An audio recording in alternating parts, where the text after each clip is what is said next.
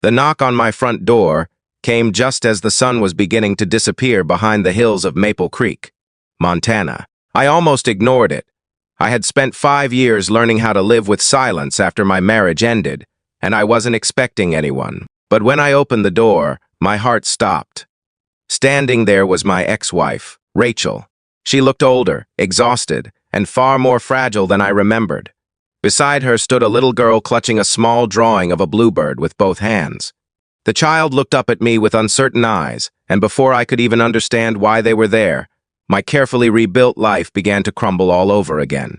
Before we continue, if you believe in kindness, hope, forgiveness, compassion, and second chances, please take a moment to like this video, share it with someone who needs encouragement, leave a comment, and subscribe to the channel.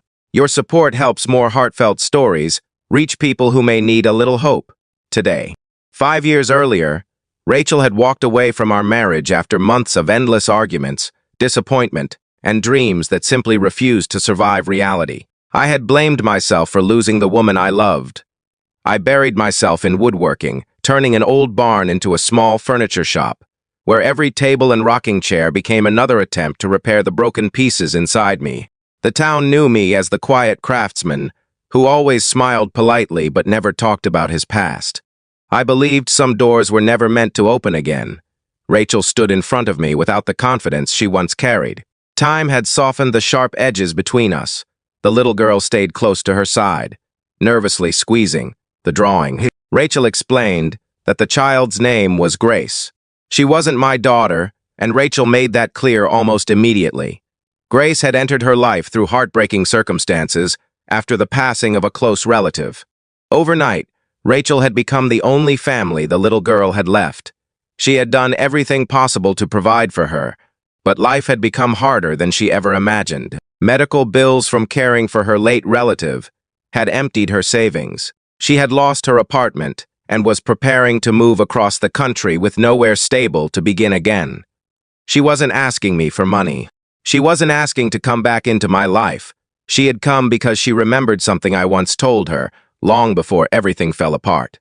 I had said that no child should ever feel unwanted if I could help it. Those words had stayed with her longer than our marriage itself. She wondered if I could build a small wooden bed for Grace before they left town. She couldn't afford one, but she wanted the little girl to have something that truly belonged to her. At first, old wounds made every moment uncomfortable. I wanted to protect myself from reopening scars that had taken years to heal.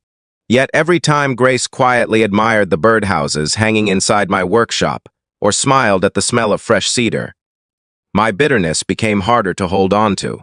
She never complained. She never asked for toys. She simply watched me work with wide, curious eyes, fascinated by how rough pieces of wood slowly became something beautiful. Over the next several days, I built more than a bed. I carved tiny bluebirds into the headboard because Grace loved birds. I made matching shelves for her books and a small wooden chest where she could keep treasures she collected during new adventures. Rachel spent those afternoons helping me sand the wood, and for the first time in years, we talked honestly instead of defensively. There was no blame left between us, only regret for the things we had never understood while we were together. We couldn't change our past, but we could choose not to carry anger into the future. On the morning they were supposed to leave, Grace wandered into my workshop carrying another drawing. This one showed 3 people planting a tiny tree beneath a bright blue sky. She shyly handed it to me before running back outside. The picture wasn't perfect, but the meaning was impossible to miss. Sometimes family isn't defined by the past. Sometimes it begins with one act of kindness. As Rachel loaded the last box into her aging car, a neighbor arrived unexpectedly. Word had spread through our small town about what Rachel was facing. One neighbor offered temporary housing. Another offered a teaching position at the local elementary school. A retired mechanic volunteered to repair her unreliable car. My church community organized furniture, groceries, and school supplies before sunset. None of us had planned it. Compassion simply spread from one person to another until hope became stronger than hardship. Rachel no longer needed to leave Montana. Grace started school just weeks later, proudly sleeping in the handcrafted bed that reminded her every night that she belonged somewhere. I continued building furniture, But now I also taught free woodworking classes to local children on Saturday mornings. Grace became my most enthusiastic helper, always insisting every birdhouse deserved a tiny bluebird painted somewhere inside, where only the builder would know it existed. It became our little tradition, a reminder that unseen kindness often changes lives the most. If this story has touched your heart so far, please take a moment to like the video, subscribe to the channel, and share it with someone who still believes that compassion can change the world. Stories like these continue because of viewers like you. Before this story comes to an end, I'd love to hear from you.